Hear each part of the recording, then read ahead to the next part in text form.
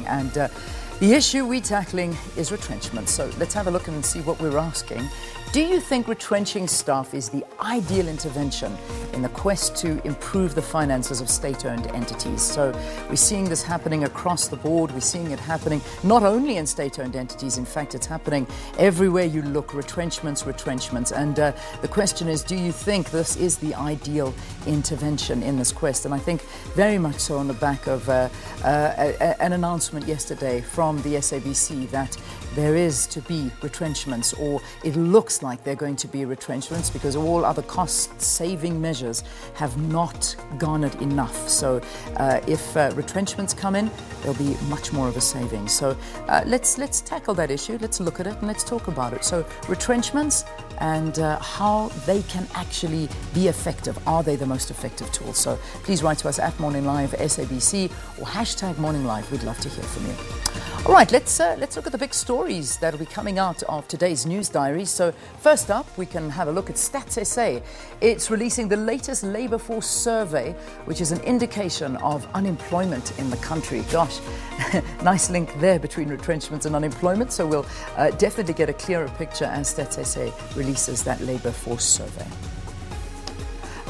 Meanwhile, in the Omatozo trial, Judge Mandla Makaula is expected to rule on the appeal application for him to recuse himself. So that's also a big one out today. And the CRL Commission will brief Parliament on the abuse of women and children in the religious sector.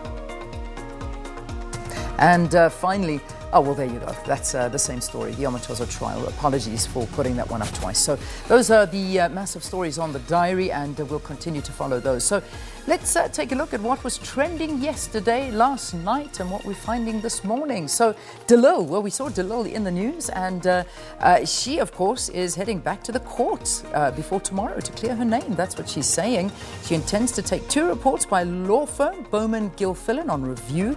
Now, you'll remember Delil's meant to vacate her office tomorrow, the 31st of October, as per an agreement with the party, but she hasn't confirmed whether she is going to do that or not. So this is an interesting time for the DA, and that spat between the DA and Delil not going anywhere, it seems.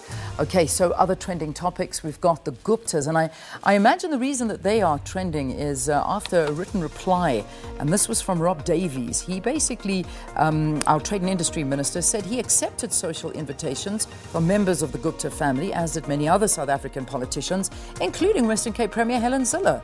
So, yeah, he added that into his written reply. This is to the DA's MP, Van der Horn. About the minister's interactions with the Gupta family. He clarified that even though he met with the members of the Gupta family in the past, he had not taken any official administrative action on their behalf, and so on and so forth. That's exactly how it goes. So that's Minister Rob Davies. I think that was behind very much so the Guptas trending. SABC, I think we've spoken about that quite a bit, and the retrenchments that may be the course of action taken by the SABC. They let out a press release yesterday that went very deeply into how this plan will work if it is needed, but they are saying, and management to the SABC saying, it certainly looks that it is needed because there are no other alternatives that are working at this time. We're hoping to be joined by the chairperson of the SABC to talk more about this morning, but we'll confirm that as the broadcast goes. But apparently we are getting a bit of a confirmation. It looks like 7:10 we will have the chairperson of the SABC board coming in to talk about the latest announcements from the SABC. And then last night there was a new program that started. It's called Leading Citizens, and it was trending, so well done on the program. But I think one of the big reasons why it was trending, its first guest was none other than our former president, Jacob Zuma. So that's always something that will get South Africans talking, and he was very much so open about his life and his lead up into politics, and I think a lot of people watching that and talking about it as well. So that was Leading Citizens, a new program on SABC3. So there you go. Those are your trending topics for this morning. Let us now